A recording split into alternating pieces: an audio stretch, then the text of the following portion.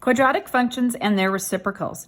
We're going to apply the same rules to graph reciprocal functions as any other function. So we've graphed linear, we're going to graph reciprocal functions using the same strategies. So just a reminder of our steps, the x-intercepts will become vertical asymptotes. The y-coordinates of plus or minus 1 are going to remain the same. Those are called invariant points. The curve will always approach the asymptotes, keeping in mind that y equals 0 will always be an asymptote as well in this situation. And then you're going to plot the reciprocal of all y values. So you plot as many points as you need to help you form the shape of your graph. So let's use example 1 with these key points to follow that. So given the graph of f of x equals x squared minus 4, so it's a quadratic. Remember, that's a shape of a parabola. Determine its reciprocal function. So just like before, we just put a 1 over our equation to write a reciprocal function. Determine the vertical asymptotes. The vertical asymptotes are still going to be the non-permissible values. So to find the non-permissible values, I'm just going to go here. I have a little more room. You need to factor the denominator.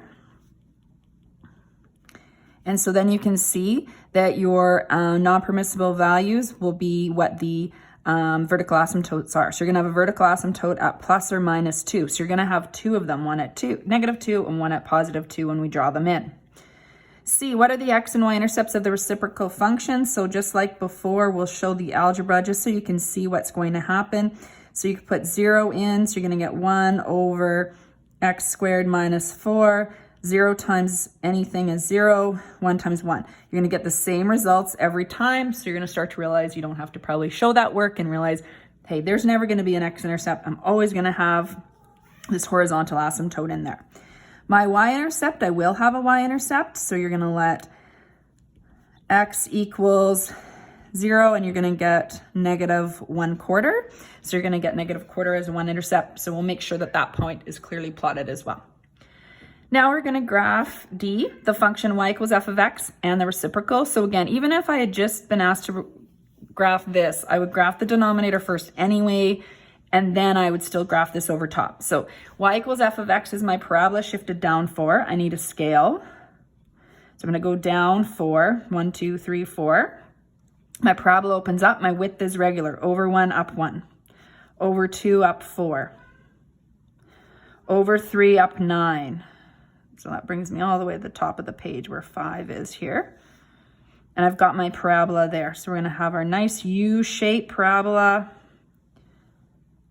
And we're going to graph that, and I can call that y equals f of x. And I'm going to use this shape to help me graph my reciprocal function right over top. So I always graph things right over top. So referring to the rules at the top of the page, your x-intercepts becomes your vertical asymptote. So where 2 is, that becomes x equals 2. And where, negative 2 is, becomes the vertical asymptote at x equals negative 2, which we already stated here. So you actually have two ways of realizing where that asymptote is.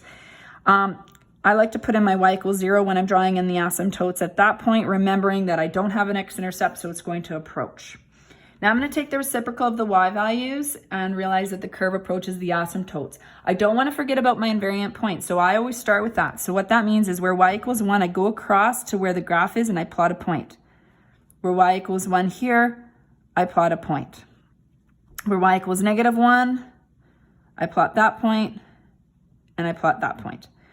All right, let's take the reciprocal. I look at this sort of as 3 sections, the left side between the asymptotes and then the right side. So I've already got 1 point in that section. This is at 5, so the reciprocal of 5 would be 1/5. So as long as I have that curve approaching the asymptotes, 2 points in that section is fine. Here I've got 2 invariant points. I've got some other points, so this is going to be 1/3. My y-intercept is negative 1/4. I should have said negative there. Negative 1/4.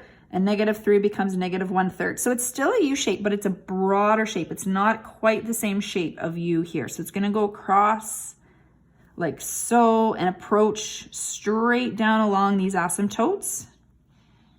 There.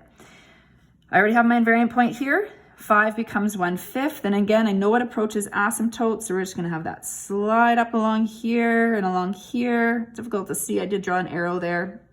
So you want to make sure you have arrowheads in there.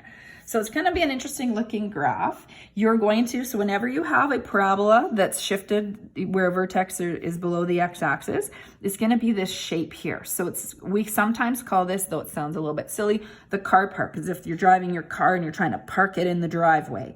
So that's the shape that you're going to get if you've got your parabola that's below the x-axis. So that's a familiar shape for you when you're doing your homework. You'll see that.